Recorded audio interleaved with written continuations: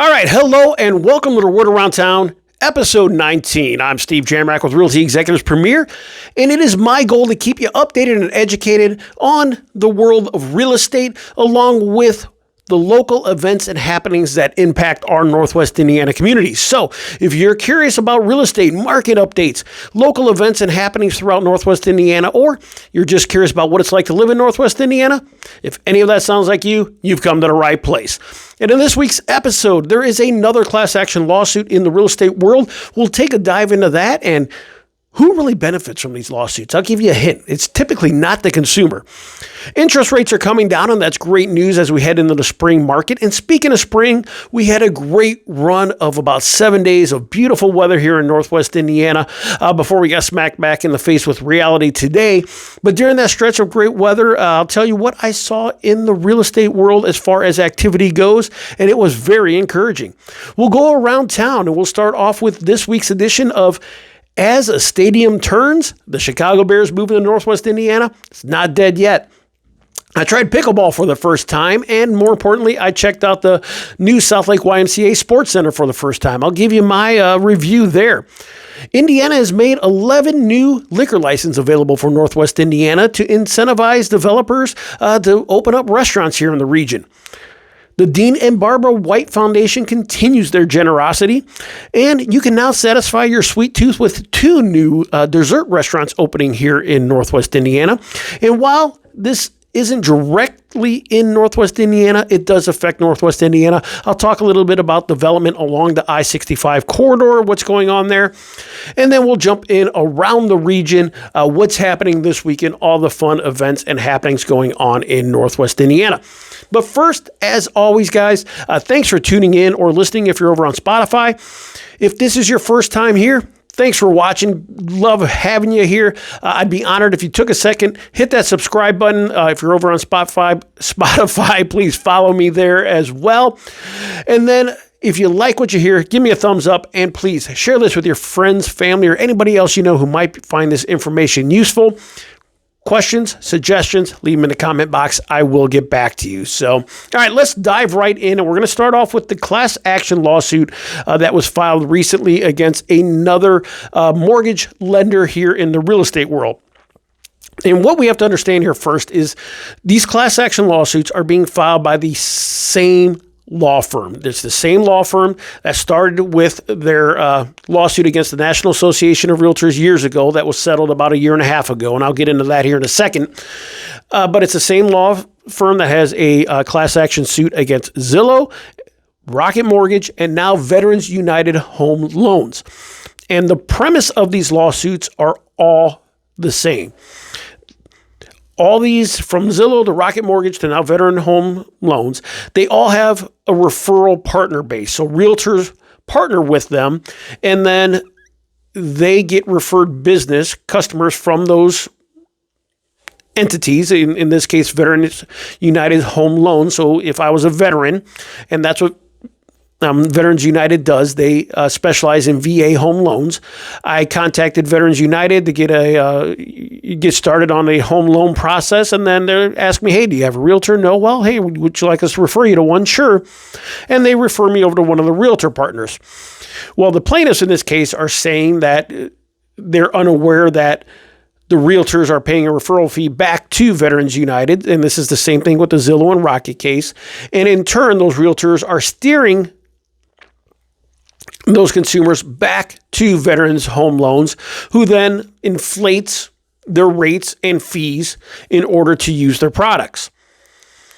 And again, this is the same premise with the Zillow suit and the Rocket Mortgage suit. Now, this will be determined in court. I don't know about fees and rates that they're charging everybody. I'm not a Veterans United partner. I can tell you I've used them in the past successfully. I've had VA borrowers who've used them. I've had no issue with them. I can't say they were spectacular or not. I can tell you that the fees didn't seem out of control, seemed in line with any other lender that we've used in the past. So my personal experience with them wasn't bad at all. Now, again, this goes back to options. You have to make sure that as a realtor, we're giving you options. We should not be forcing you into using somebody. So if you ever do get in that situation where a realtor is saying that, hey, you should use this person, or I really need you to go over here and use this person, again, that's a red flag. So you should kind of put a stop to that right now, and you can use anybody you want in any transaction. As a realtor, we'll be glad to tell you, or I'll be glad to tell you, I should say, pros and cons of whoever you decide to use. But again, at the end of the day, that is your decision. But back to the suit, and what is bothersome to me is that this law firm is just kind of taking low-hanging fruit off the trees, and they just keep going along, and there's no end in sight. They're just going to continue to find organizations with deep pockets and bring up these same suits, find plaintiffs out there, turn it into a class action, and litigate it out as long as possible to bleed the defendants dry or until they settle. It just seems that's the commonplace right now. They hide behind we're benefiting the consumers in the long run, but the only really benefit, maybe that they're getting out of it is a little bit more transparency, maybe a change here or there in the way that realtors or mortgage companies do their practices. But as far as financially or benefiting the consumers that way or really making a change, it's really not. Let's go back and look at their first lawsuit, when they filed it against the National Association of Realtors years ago. And again, that suit was settled about a year and a half ago. And if you don't remember, the premise of that suit was actually commissions. It wasn't referrals or mortgages. It was commissions at that time.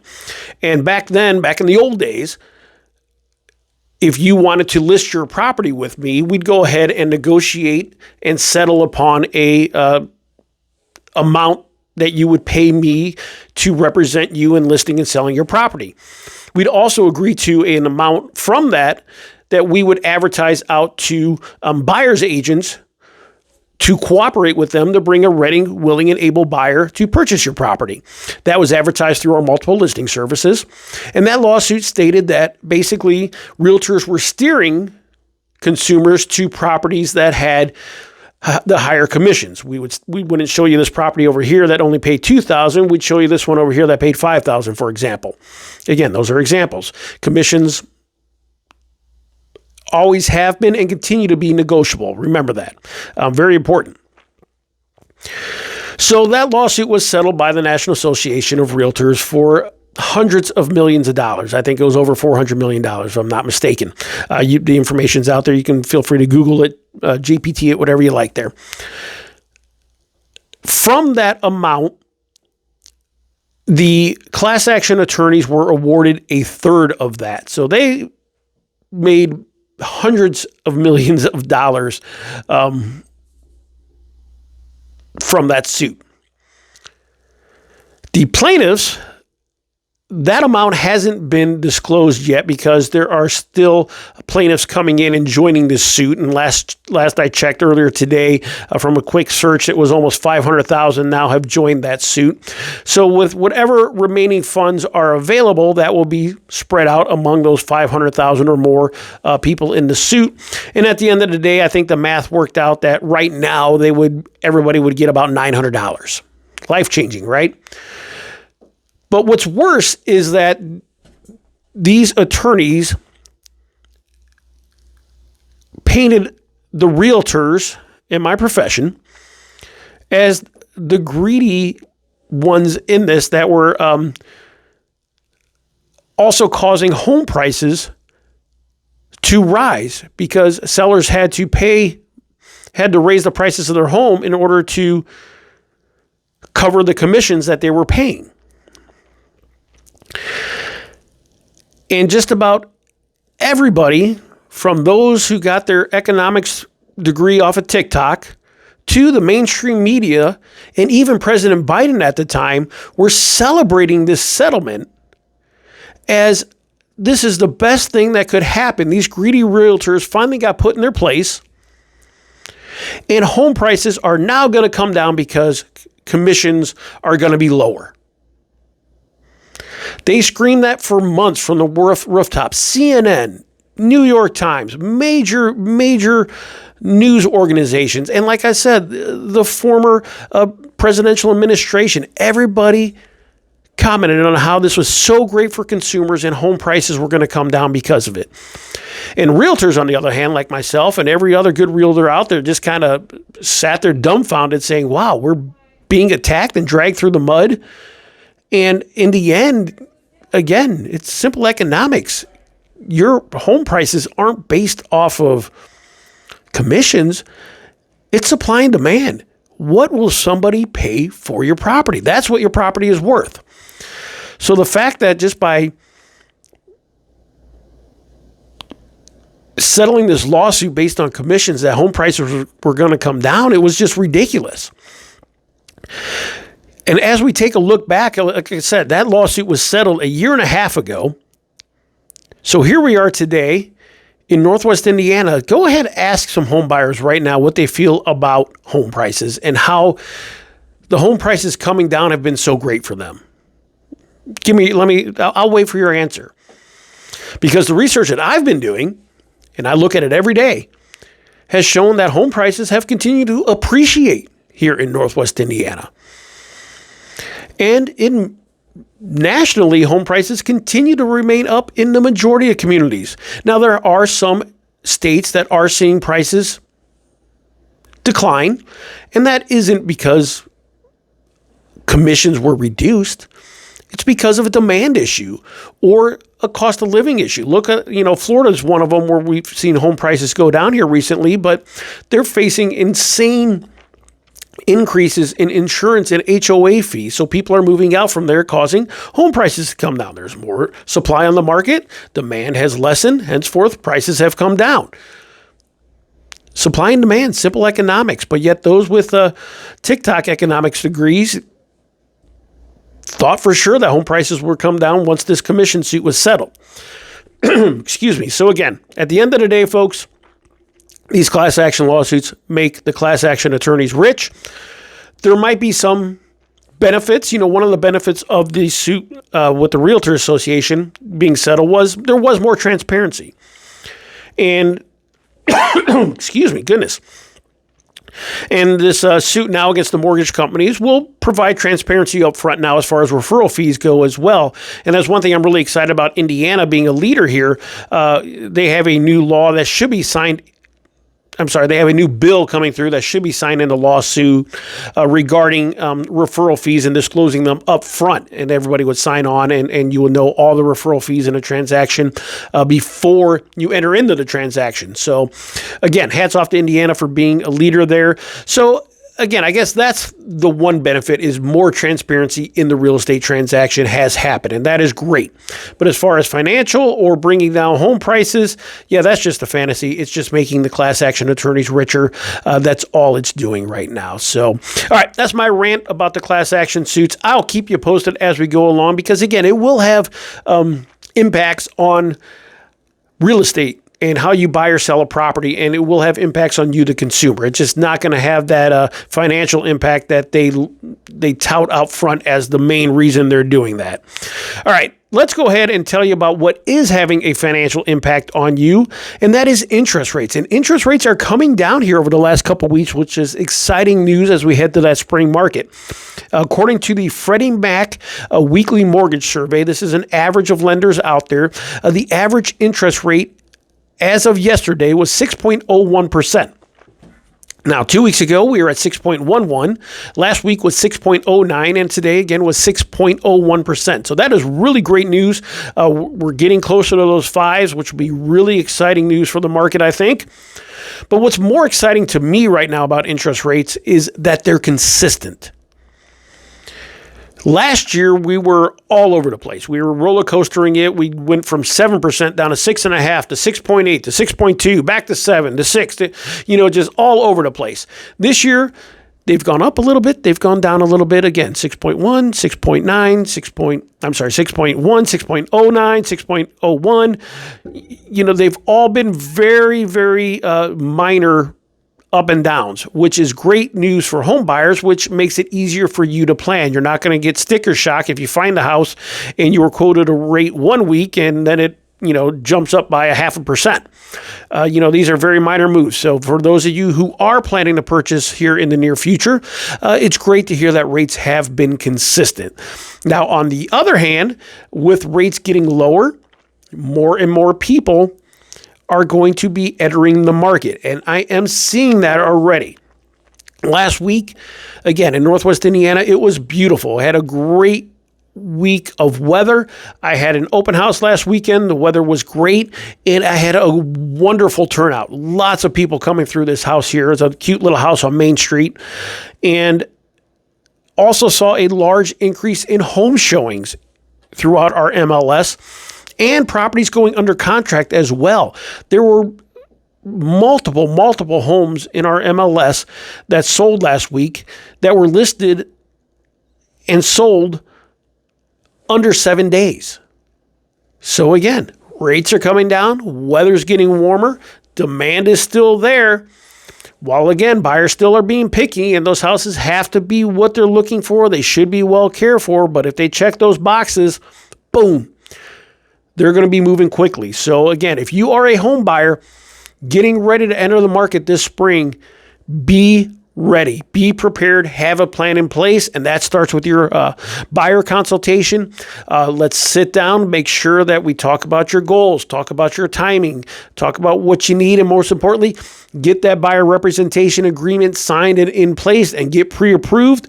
So when you come across a house that you like, you're not playing catch up, you're up out in front of the market. Again, I think this is a really good sign for our spring market, especially for you home sellers out there. I do believe it's going to be a very active spring and summer market here in Northwest Indiana if these early indications stay true. So I'll keep you posted. Make sure you tune in weekly to see what's happening here in our Northwest Indiana real estate market. All right, let's go ahead and jump off around town and let's go ahead and dive into everybody's favorite subject right now, the Chicago Bears potentially moving to Northwest Indiana. And I got thoughts. I've been talking about this for weeks now. Yesterday, there was somewhat breaking news that came out, just kind of a coincidence of timing where the Bears were scheduled to meet with Illinois lawmakers. They canceled that meeting, and then at the same time, Indiana announced that their Bears funding package not only passed the Indiana Senate, but passed their House Ways and Means Committee, and now has been moved forward over to the House of Representatives, where it is expected to pass. It also came out that the Chicago Bears are focused on Hammond and the Wolf Lake site as their primary site. That is where they would want to be if they should come to Northwest Indiana. So basically, nothing's been decided. It's been a lot of noise on both sides. Last week and in early this week, most of the media in Chicago, sports talk and news media as well, pretty much were saying that the Arlington Heights property and the Chicago Bears staying in Illinois was a done deal. And they just had some minor things to iron out here, and they were waiting for this bill to be introduced on Thursday. And that's when the Bears, depending on who you talk to, either the Bears or Illinois canceled the meeting, and that bill was never introduced in the Illinois legislature. So again, the soap opera drags on. You have people here in Indiana, hey, we're welcoming, we want you here. People in Illinois saying that, how can the Bears move to Indiana? It will be an interesting week ahead because the Indiana legislature, they convene, I think, at the end of February. I think they would like to have an answer before they wrap up their session. But the Bears, I believe, also want to give Illinois every chance that they can, even though they've given Illinois 3 years. But anyway, I won't get into that too much here. What I do want to talk about today is two things. Number one, I'm proud of Indiana. We're not a perfect state, but I believe Indiana is going to come out of this as a winner, Northwest Indiana in particular, regardless of if the Bears decide to move here or stay in Illinois. Because we have shown as a state and as a region, not only that we can finally work together from, there's a long history of Northwest Indiana and Indianapolis not getting along, But they've shown that for a major project, they can come together and get things done quickly. I've already heard from a lot of people in these communities in Portage and Gary that developers and investors have caught notice and the phones have been ringing off the hooks about, hey, if the Bears do not come here, we're interested about doing something with you. So I think it's going to be a win for Northwest Indiana and Indiana as a whole that this is getting such national publicity that Indiana can move this quickly to attract major business to the state, and major economic development to the state. On the other hand, in Illinois, I think they've also shown their cards that it's difficult to do business over in Illinois, and that the tides are turning. And what frustrates me as a realtor and a lifelong resident of Indiana is how people want to downplay Indiana and talk down about Indiana and Northwest Indiana in particular. And yesterday I took a drive down to Ball State to see my son. So I had a lot of time to listen to the radio, both sports talk here in Chicago radio and national as well.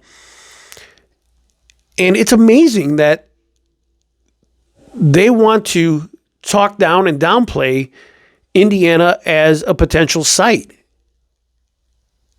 And especially the national media. My goodness. Again, I haven't listened to sports talk radio this much in quite a long time, but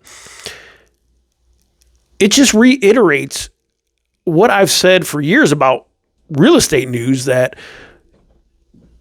get your news from a local source.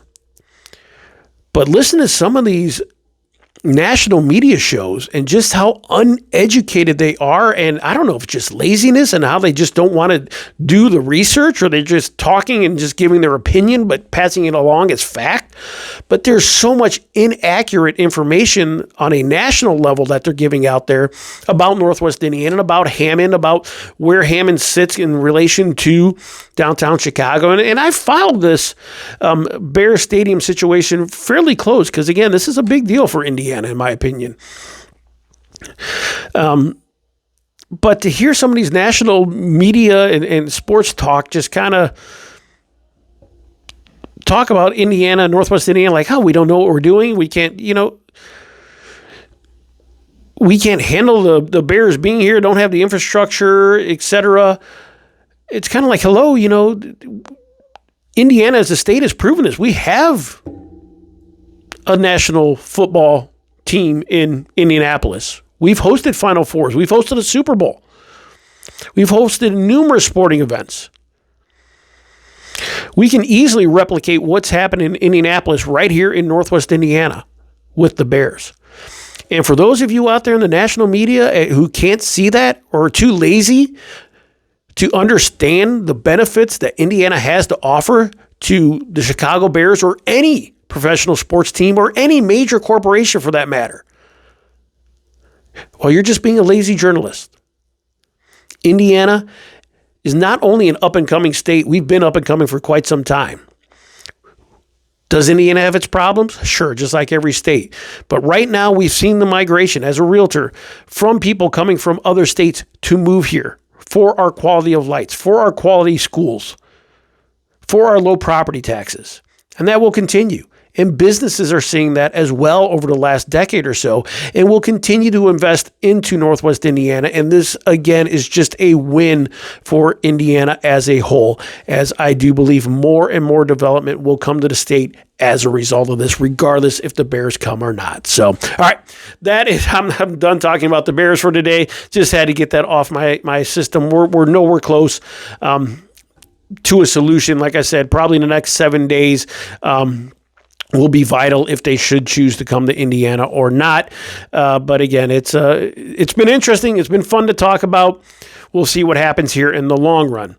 All right, back to Northwest Indiana here locally. I tried pickleball for the first time yesterday, me and my wife, and I see what the buzz is about. I see what the hype is. It was fun. It was a really good time. We'll be back again next week to give it another try. But I want to talk about the Southlake YMCA Sportscenter that they built on Main Street here in Crown Point. Brand new facility, just opened in January. It is awesome.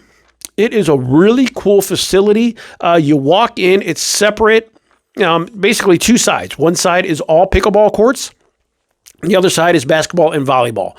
And it's just, and in the middle is a kind of a lounge area, kind of foyer gathering area with seats and tables. There's a concession area there. Just really a fantastic layout, and just the way they do it. The pickleball courts are cool.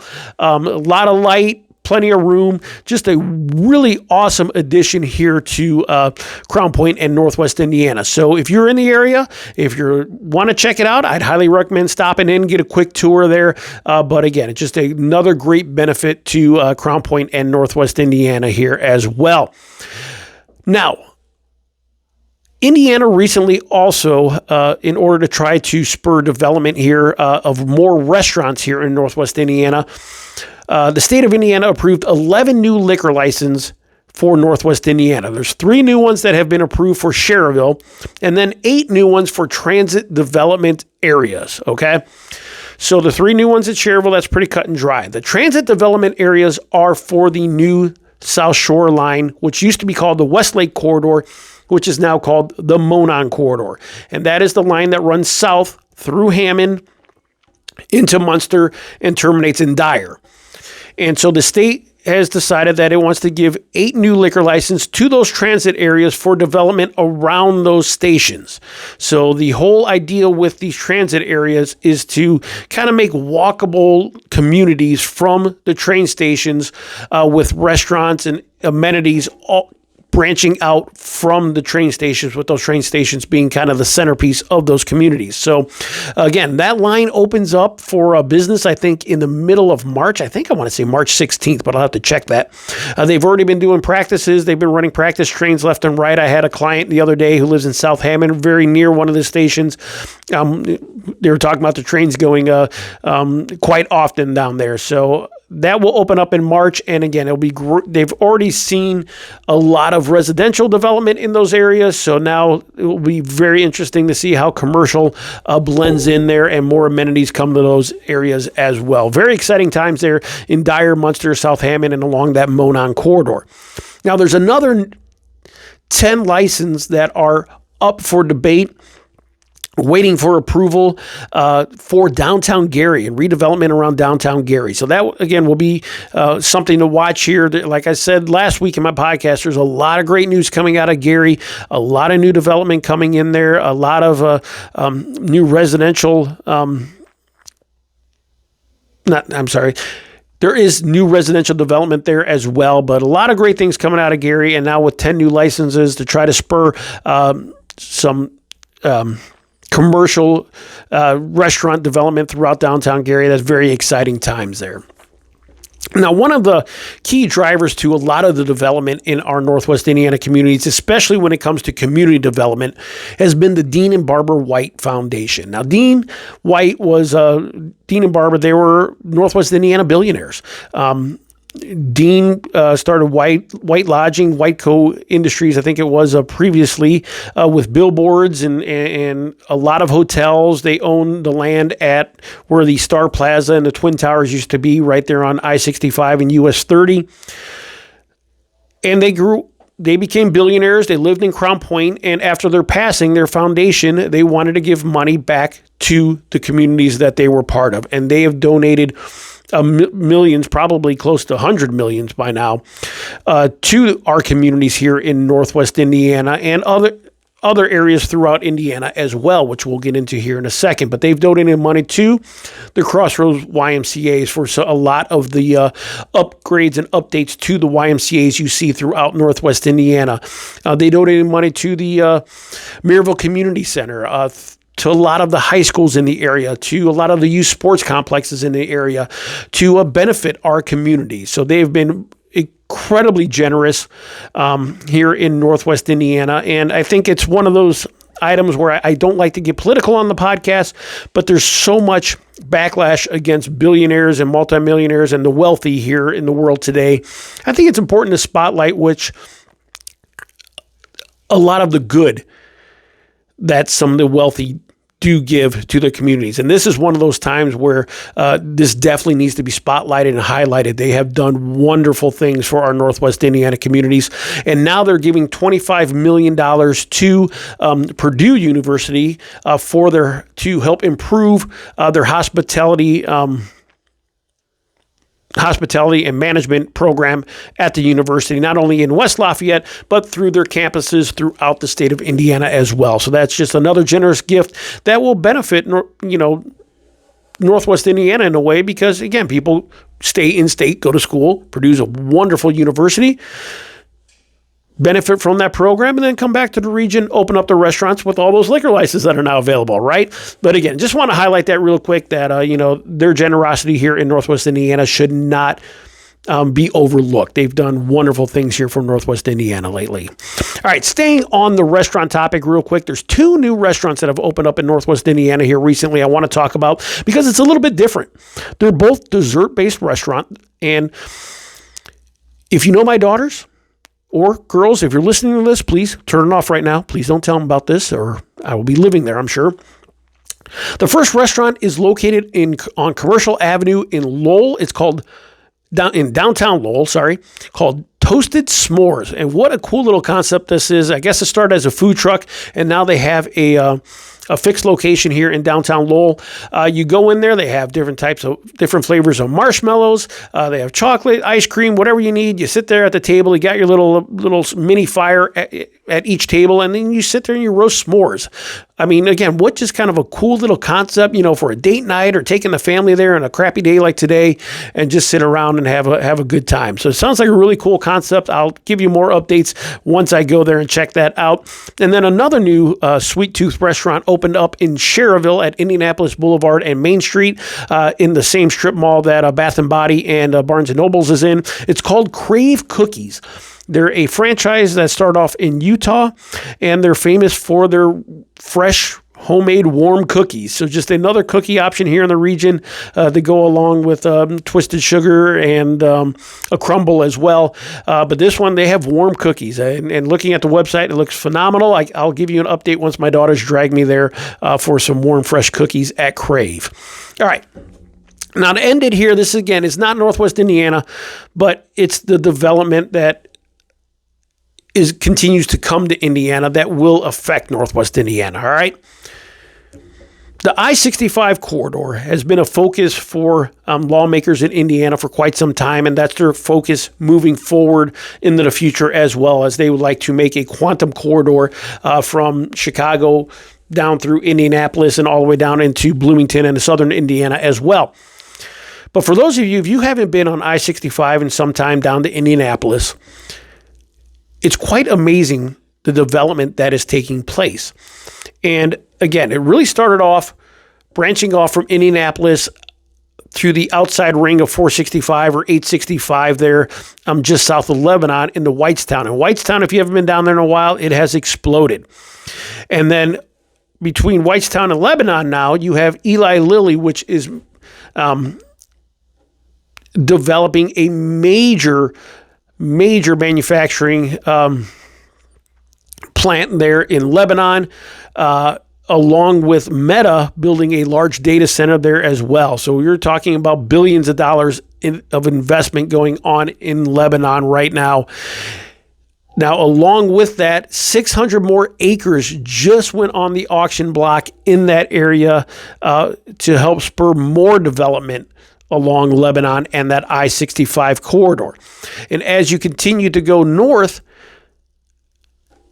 you get into Purdue and Lafayette, which is continuing to see a lot of distribution and tech development there as well. And then you get all the way up here to Northwest Indiana, where we've already seen that coming here along Lowell and Crown Point and Maryville as well, with all the Amazon distribution plants, some of the tech firms that have moved in here, John Deere coming into Lowell here in the coming years. So just tremendous development and investment along the I-65 corridor. And then you get into the middle there where you have Fair Oaks. Fair Oaks Farm has been a tremendous asset to Northwest Indiana as far as an economic asset. I know a lot of you down there in that area might not be biggest fans of the Fair Oaks Farm, but as far as the economic development goes, they've done a wonderful job of bringing in tourism dollars to Northwest Indiana. And then they're going to add in the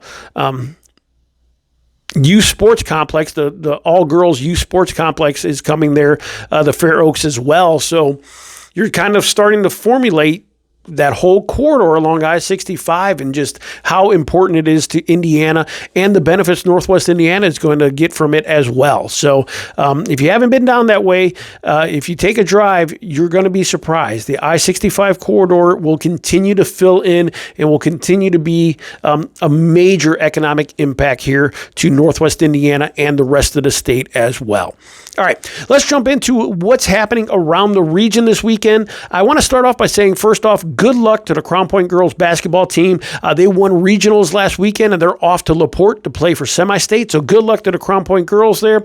And also good luck to all the boys who qualified for the state wrestling tournament this weekend in Indianapolis. Best of luck to Crown Point. I know they were going down there as a team, and they have a ton of wrestlers participating. So good luck to everybody and all the boys wrestlers wrestling for state this weekend. Back in Northwest Indiana, celebrate the region with the annual 219 Day celebration.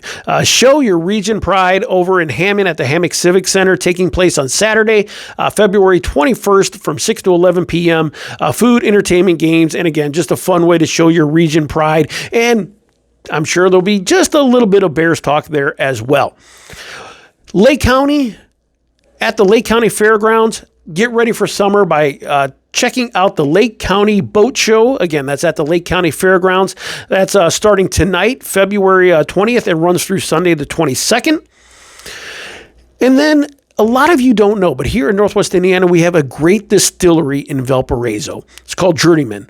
They started out of Three Oaks, Michigan, and then they opened a wonderful distillery, restaurant, event center in Valparaiso. A really cool building. They've done a great job there, and their liquor that they make there is fantastic as well. So if you've never been, head out to Valpo. They do tours on the weekend, so go out there, check it out, have a couple drinks, stay for dinner. It's worth it, I promise you, and let me know what you think. But that's Journeyman Distillery, weekend tours, and great food and drinks there as well. Now, if you get this in time and you're a big Styx fan, in Hobart at the Hobart Theater, they have a great act coming tonight, Grand Illusion. They're a tribute to Styx. Tomorrow, February 21st, this one's kind of cool because it's different, and I like different. This is a Harry Potter experience. So all you Harry Potter fans, it's a Hogwarts experience for all you Harry Potter fans. It's going to be Saturday, February 21st, located at the Haunted Hills attraction on US 30 in Maryville. This is the same area that hosts the Haunted House, obviously, with the name Haunted Hills, the Haunted House, and the drive-through tour of lights for the holidays as well. But the Hogwarts experience is going to be February 21st. Sounds like a really cool time. I'll put a link down in the comments below for you as well to the website from 1 to 4 p.m. on Saturday. There are tickets that will be needed. Cost will be in the website for you as well. And then one of my favorite spots, the Gabus Arboretum in Valparaiso. Just a really cool place to go out for a day, do a quick little day hike. But they're hosting a fun little event to learn about beavers and how they're making a comeback here in Northwest Indiana. So if you're ever been curious about what those cute little builders and what their life is like, head out to Gabus Arboretum on Saturday at 2 p.m. to learn about the beavers and their comeback here in Northwest Indiana. Then also on Saturday, there's two more bands, great bands that are taking place here. First one, again, is back at the Hobart Art Theater. That is on Saturday. That is Bonfire. They're a Premier Region tribute to AC/DC. And then the Premier Region tribute to Taylor Swift. Red Revolution is coming to the Munster Center for the Performing Arts. That's on Saturday the 21st as well. All right, that's what's happening. That's the word around town. Thanks for tuning in. As always, if you have any questions, comments, leave them below. Reach out to me directly. Always happy to help. And we'll talk to you next week. Thanks for watching.